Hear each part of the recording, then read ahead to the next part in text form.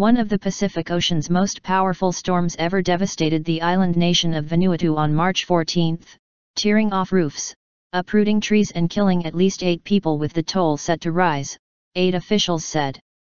The United Nations was preparing a major relief operation and Australia said it was ready to offer its neighbour whatever help it could. With winds up to 340 km per hour, 210 miles per hour, Cyclone Pam left Vanuatu cut off, with little power, poor communications, and a looming threat of hunger and thirst. Unconfirmed reports said the number of dead could run into dozens, but aid workers said it would be days or weeks before the full impact was known. It felt like the world was going to end, said Alice Clements, a spokeswoman for the UN Children's Fund, UNICEF. It's like a bomb has gone off in the center of the town. There is no power. There is no water. Tom Skirrow, country director for the Save the Children aid group, told Reuters that Vanuatu's National Disaster Management Office had confirmed 8 dead and 20 injured. He said he expected those figures to rise substantially. Aid workers in Papua New Guinea said at least one person had been killed by the storm there. Satellite photographs showed the storm covering virtually all of Vanuatu, a sprawling country of 83 islands and 260,000 people, 2,000 kilometers, 1,250 miles, northeast of the Australian city of Brisbane. Australian Foreign Minister Julie Bishop said Canberra would be willing to offer Vanuatu whatever help it could. Formerly known as the New Hebrides, Vanuatu was jointly ruled by France and Britain until independence in 1980. It is among the world's poorest countries and highly prone to natural disasters, such as earthquakes, tsunamis, and storms.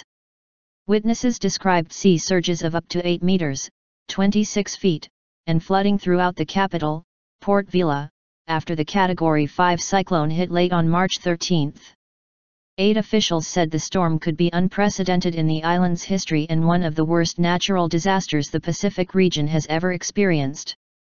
They said the storm was comparable in strength to Typhoon Haiyan, which hit the Philippines in 2013 and killed more than 6,000 people. Chloe Morrison, a spokeswoman for the World Vision Aid Group, said the storm had been terrifying. Trees are across the roads. Some of them are piled up so you can barely see over them, she said. There are reports that there have been casualties across all of the islands. This is going to need a long and sustained response. People in Vanuatu are subsistence farmers.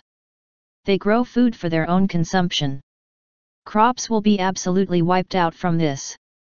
Outlying islands may take weeks to reach, aid officials said, while a lack of clean water and widespread damage to crops meant the situation could deteriorate sharply in coming days. There were no reports of looting, but Skirrow described men whose homes had been destroyed walking the streets of Port Vila with machetes and families huddling without shelter after their flimsy homes of thatch were torn away by the wind and rain. Many residents were in evacuation centers, he said, but the authorities were ill-prepared. These people are homeless now.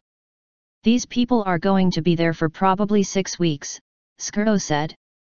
As darkness fell on March 14, the storm was moving off to the south, but the wind was still strong.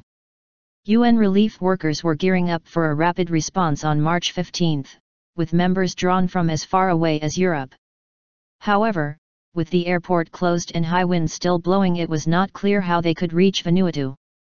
Soon Gudnitz, regional head of the UN Office for the Coordination of Humanitarian Affairs, said sending in military aircraft was an option, possibly from Australia.